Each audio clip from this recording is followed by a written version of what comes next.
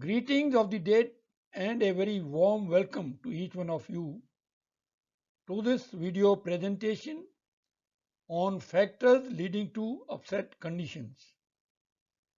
This is our fourth video on upset prevention and recovery technique.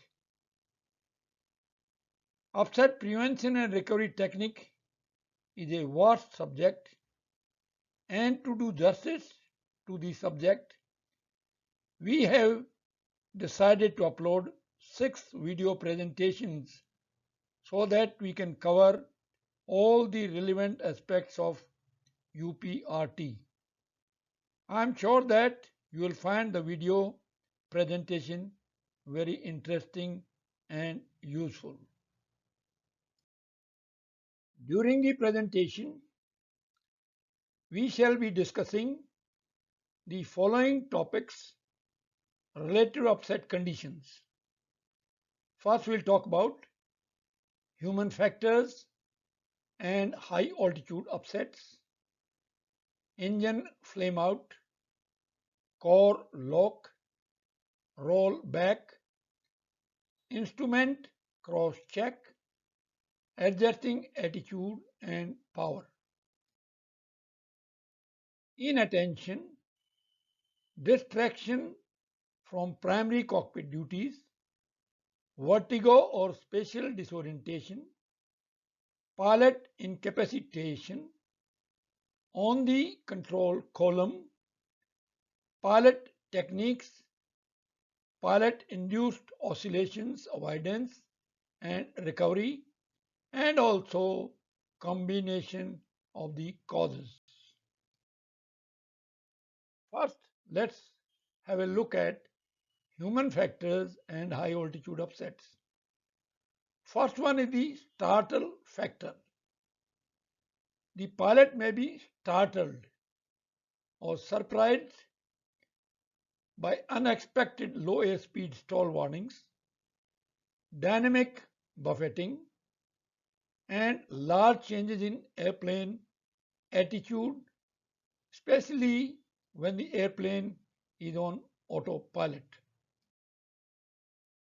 While pilots receive training on systems such as stick shakers to alert the pilots of an impending stall, normally they do not receive training in actual full stall recovery, let alone stall recovery at high altitudes. And the pilots are inclined to respond to high altitude stalls like they have been trained to respond to stall warnings.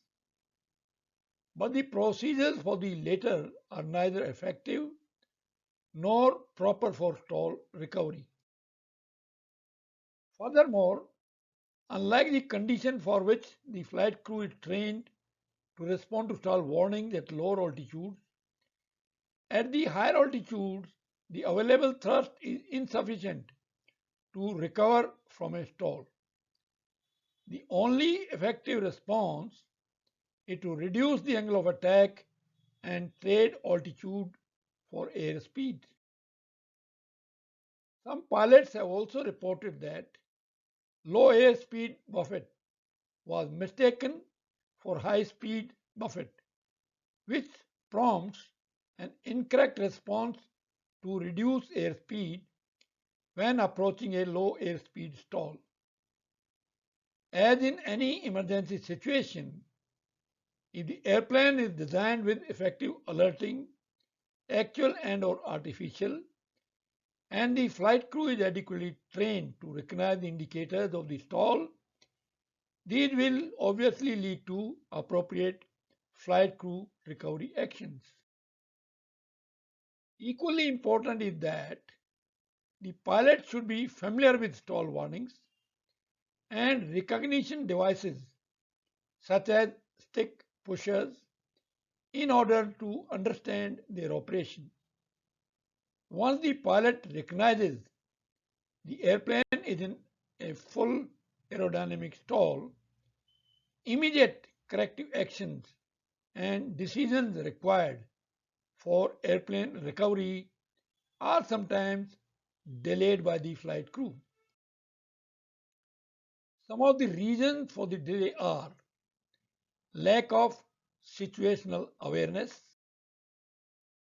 crew confusion, anxiety associated with altitude violations and maintaining separation from other air traffic, previous training emphasizing prevention of altitude loss of only a few hundred feet, even in the case of an impending high altitude stall. Inadequate experience with high altitude manual flight control concern for passengers and crew safety.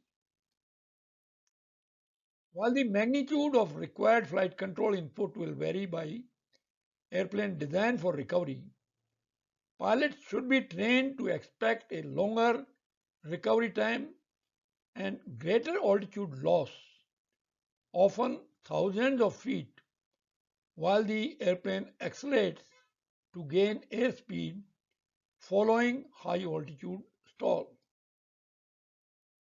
In the absence of the detailed checklist or procedure telling the pilot when to start the stall recovery and how much back pressure should be used for return to level flight after stall recovery, these techniques need to be adequately trained to the pilots. For example, during stall recovery, pilots gauge how assertively they can pull back by using stick shaker activation to indicate when to reduce back pressure. Some pilots may use the angle of attack limit indications on the attitude indicator if fitted to aid in the stall recovery.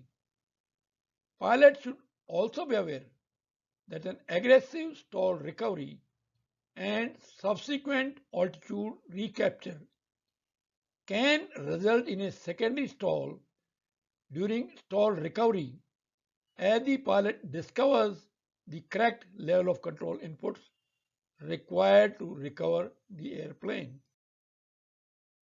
There is also the concern of accelerating into high speed buffet during the recovery if the airplane is allowed to accelerate too much. Now we shall discuss engine flame out.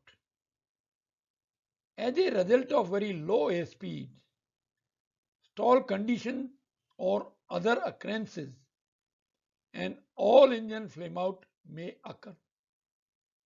This is easily detected in cruise, but may be more difficult to detect during a descent.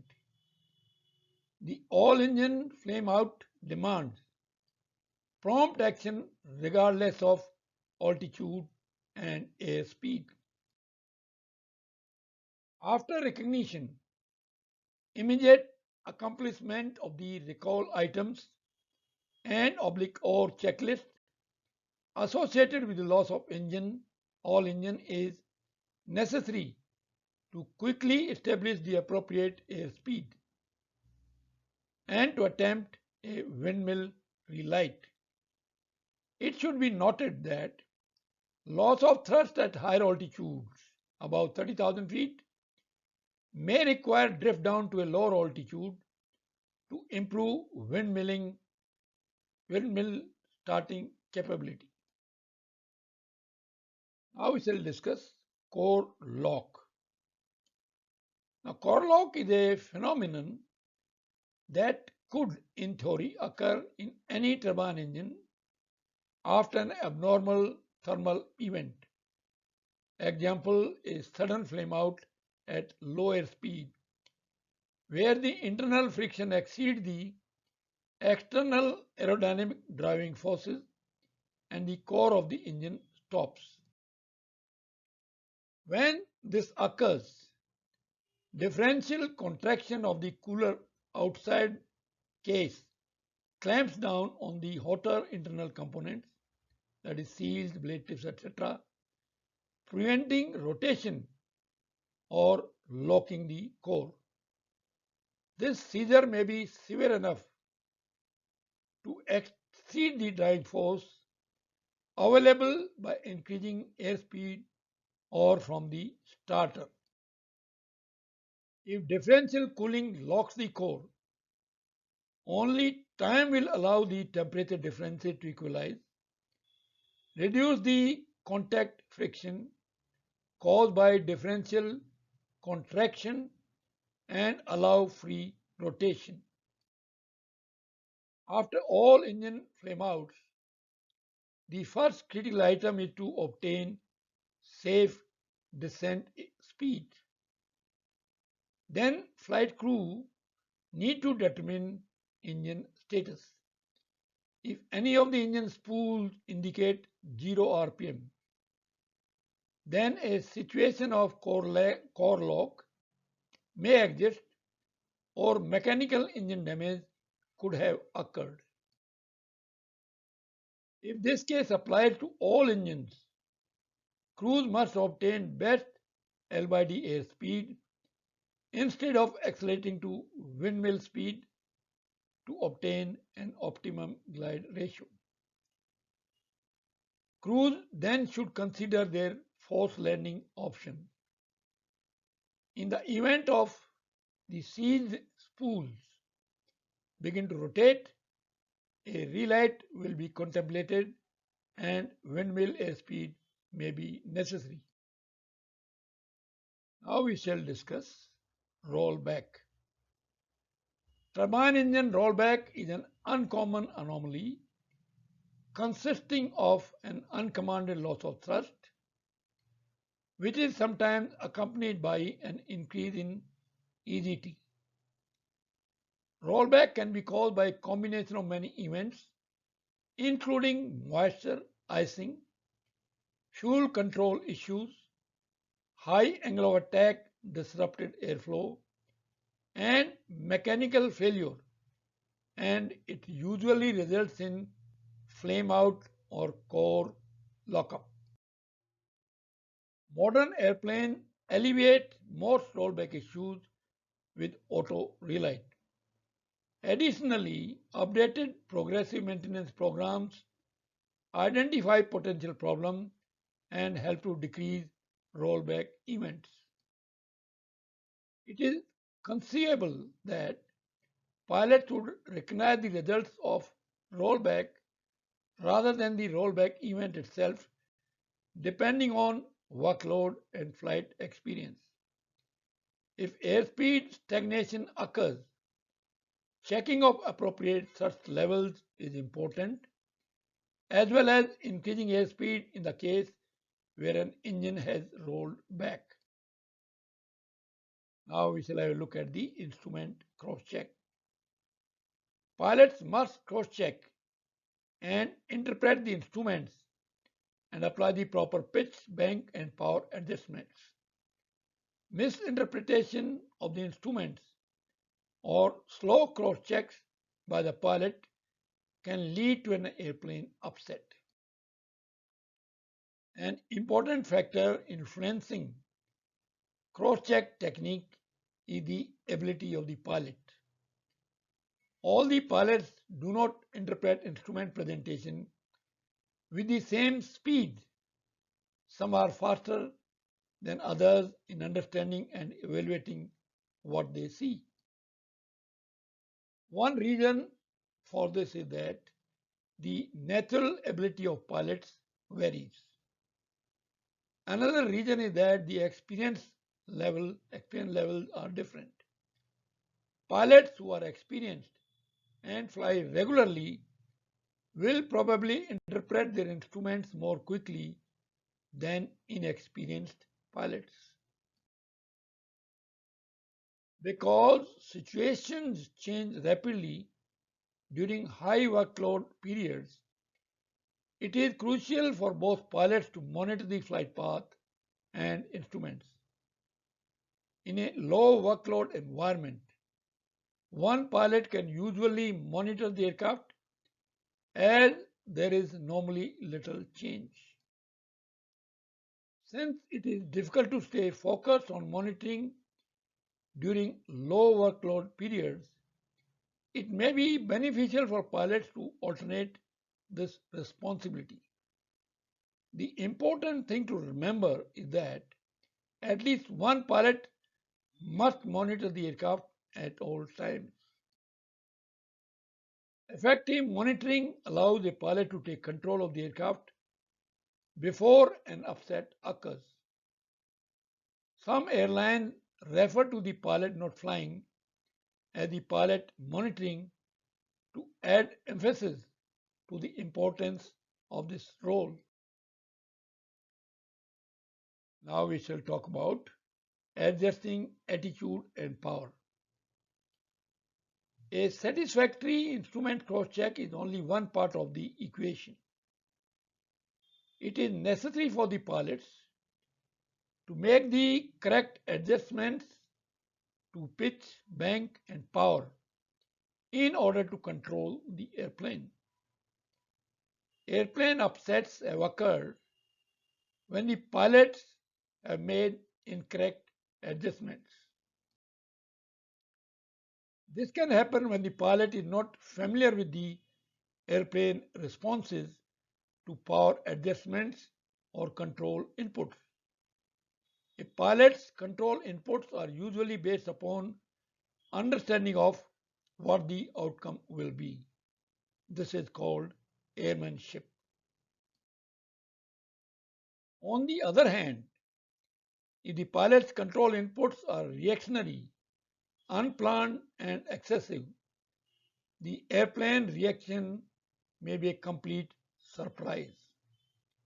A continued divergence from what is expected due to excessive control inputs can lead to an upset. There have also been instances when two pilots have applied opposing inputs simultaneously. Now we shall discuss inattention. A review of airplane upset shows that inattention or neglecting to monitor the airplane performance can result in minor excursions from normal flight regimes to extreme deviations from the norm. Many of the minor upsets can be traced to an improper instrument cross-check.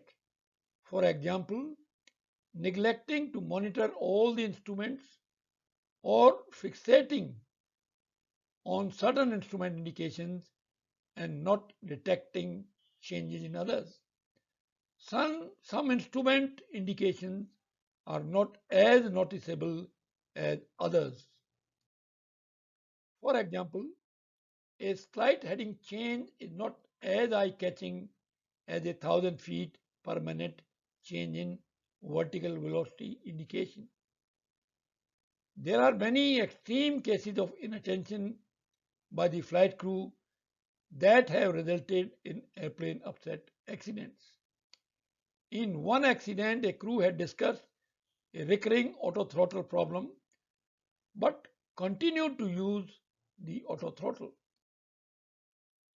On level off from a descent, one throttle remained at idle and the other compensated by going to a high power setting. The resulting asymmetric thrust exceeded the autopilot authority and the airplane began to roll. At approximately 50 degrees of bank, full pro-roll lateral control wheel was applied. The airplane rolled 168 degrees into a steep dive of 78 degrees, nose low, and crashed. Next, we shall discuss distraction from primary cockpit duties. Controlling the airplane first has always been a guiding principle in flying. Unfortunately, it is not always followed. In one of the incidents, both pilots were fully qualified as pilot in command. The captain left the left seat and the co-pilot set the airplane on autopilot and to work on a and went to work on a clipboard on his lap. At this point, the autopilot disengaged, possibly with no annunciator light warning. The airplane entered a steep nose-down right spiral. The co-pilot's instrument panel went blank, and he attempted to use the pilot's artificial horizon. However, the artificial horizon had tumbled. In the meantime, the captain returned to his station and recovered the airplane at 6,000 feet using needle and ball. This is just one of the many incidents where pilots have become distracted. Many times, the distraction is caused by relatively minor reasons such as caution lights or engine performance anomalies. Let's now talk about vertigo or spatial disorientation. Spatial disorientation has been a significant factor in many airplane upset accidents. The definition of spatial disorientation is the inability to correctly orientate oneself with respect to the Earth's surface. In one of the incidents, the weather was instrument meteorological conditions, ceiling 400 feet, visibility 2 miles, rain and fog. The airplane entered a spiral to the left. The captain turned the control over to the first officer, who was unsuccessful in the recovery attempt. The airplane hit trees and was destroyed by ground impact and fire. Many airplane upsets occur while the pilot is busily engaged in some task that takes attention away from the flight instruments. Others perceive a conflict between bodily senses and the flight instruments, but allow the airplane to become upset because they cannot resolve the conflict. Unrecognized spatial disorientation tends to occur during task-intensive portions of the flight, while recognized spatial disorientation occurs during attitude-changing maneuvers. There are several situations that may lead to visual illusions and then airplane upsets. A pilot can experience fall vertical and horizontal cues. Flying over sloping cloud decks or land that slopes gradually upward into mountainous terrain often compels pilots to fly with their wings parallel to the slope rather than straight and level. A related phenomenon is the disorientation caused by the aurora borealis, in which falls vertical and horizontal cues generated by the aurora result in attitude confusion. Now we shall discuss pilot incapacitation. In one of the incidents, a first officer fainted while at the controls en route to the Azores, Portugal. He slumped against the controls, and while the rest of the flight crew was removing him from his flight position, the airplane pitched up and rolled to over 80-degree angle of bank. The airplane was then fortunately recovered by the captain. While this is a very rare occurrence, it does happen and pilots need to be prepared to react properly and in time. Another rare possibility for airplane upset is an attempted hijack situation. Pilots may have very little control in this critical situation, but they must be prepared to recover the airplane if it enters into an upset.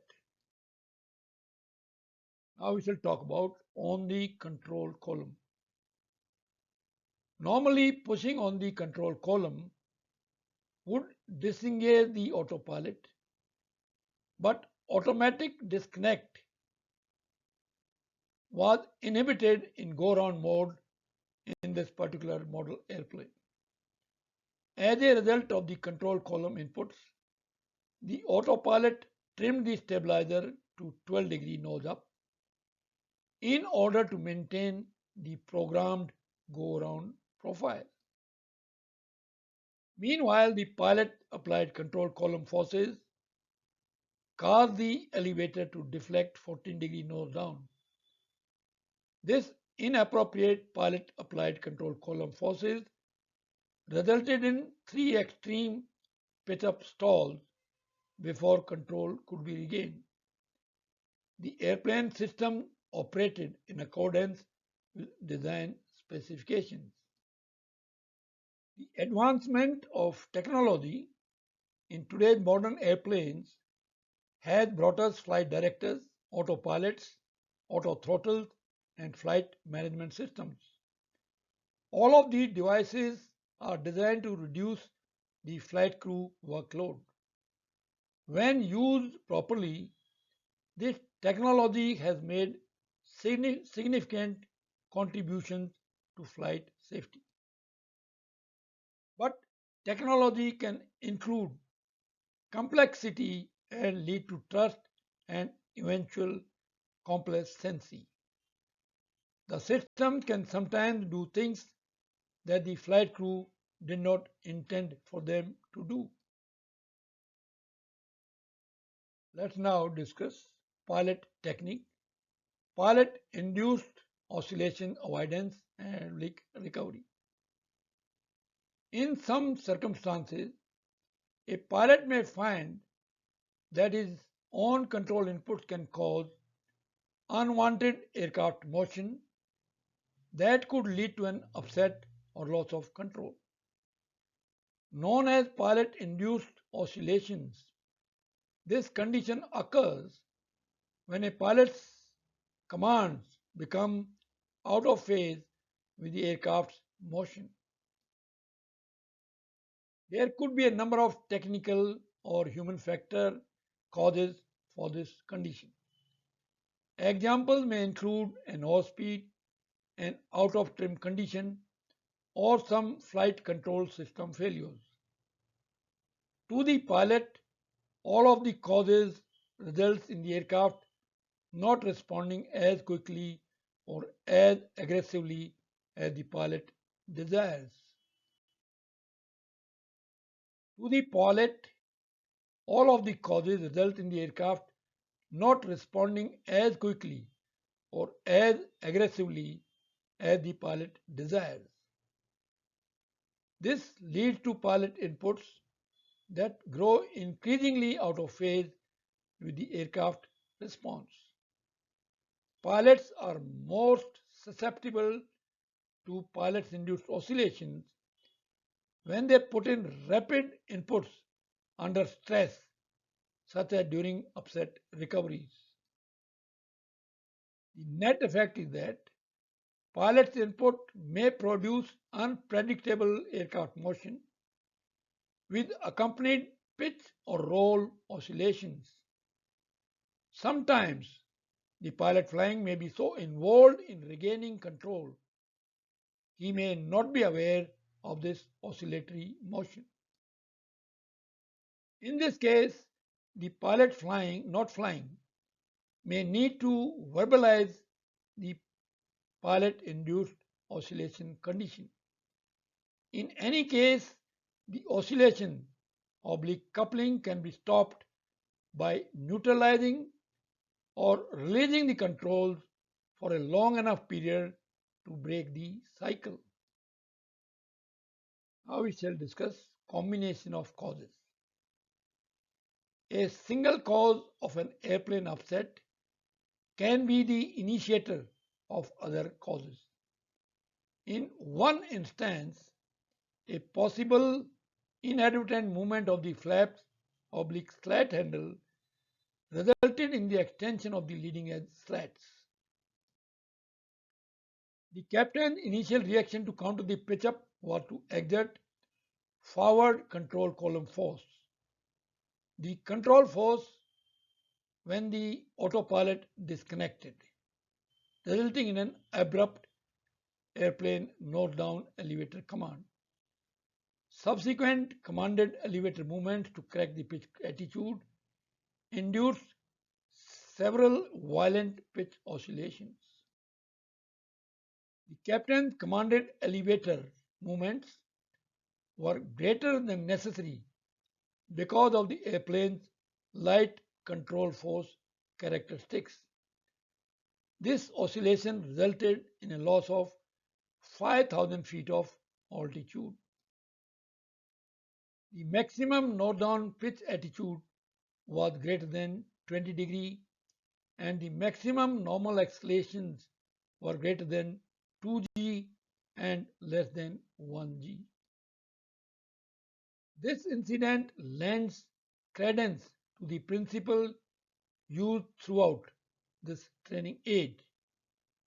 Reduce the level of automation while initiating recovery. That is, disconnect the autopilot and autothrottle and do not let the recovery from one upset lead to another by excessive use of the controls. Thank you very much, ladies and gentlemen, for your kind attention and time to watch this video presentation. We are quite sure that after watching this video presentation, you will be better informed on various aspects of upset conditions and are well placed to avoid or recover from upset conditions. Our best wishes to you all for safe and happy flying and many happy landings. Jai Hind.